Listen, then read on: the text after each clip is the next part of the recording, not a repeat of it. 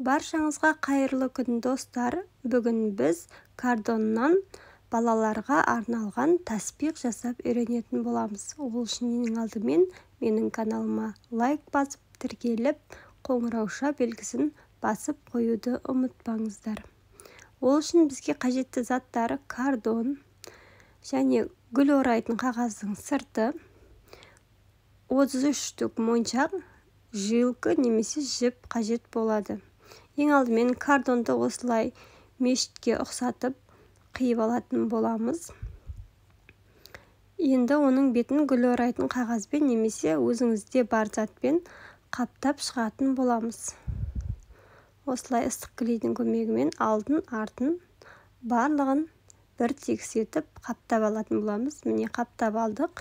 Енді ручкамен өзімізге тесетін жерлерді белгілеп алатын боламыз. Иненің немесе шегенің көмегімен екі жағынан тесіп алсаңыздар болады. Осылайша барлығы 6 тесік түсіретін боламыз. Арасын алшақ етіп алатын боламыз. Міне 6-ауын тесіп алдық. Енді жилкіні немесе жіпті алып, қалыңдау жіпті 11 моншағымызды тізіп өткізіп алатын боламыз.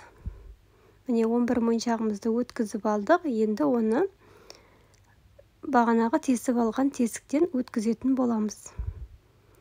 Міне бір жағын өткізіп алдық. Енді екінші жағында дәл солай өткізіп, шамалы жилкіні бостау етіп жіберіп, артын байлап тастайтын боламыз. Артық жерін қиып тастаймыз. Сіздер майдалау және жеңіл болатын моншақты алсаңыздар болады. Мен сіздерге үйде бар моншақпен үлгі ретінде көрсетіп жатырмын. Міне осылай бостау қылып 33 моншақты 11-11-ден тізіп шығатын боламыз. Золотистен помераннан айдың суретін салып, осылай жабыстырып қоятын боламыз. Бұл сәндік үшін. Енді әр 11 моншақтың төбесіне таспиқ тартатын сөздерді жазып шығатын боламыз. Міне субханалла, альхамдулилла, аллаху акбар деп 11 моншақтың үстіне жазып шығатын боламыз. Сіздер фломастермен анықтау етіп, көрінетіндей етіп жазсаңыздар болады.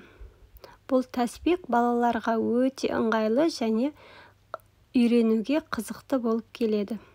Міне субханалла, субханалла деп осылай бір-бір моншақтан итере отырып үйренетін болады. Сіздер жеңіл моншақты алсаңыздар болады.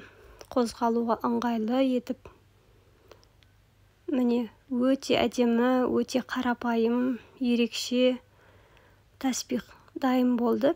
Өз балаларыңызға жасап үйретсеңіздер болады.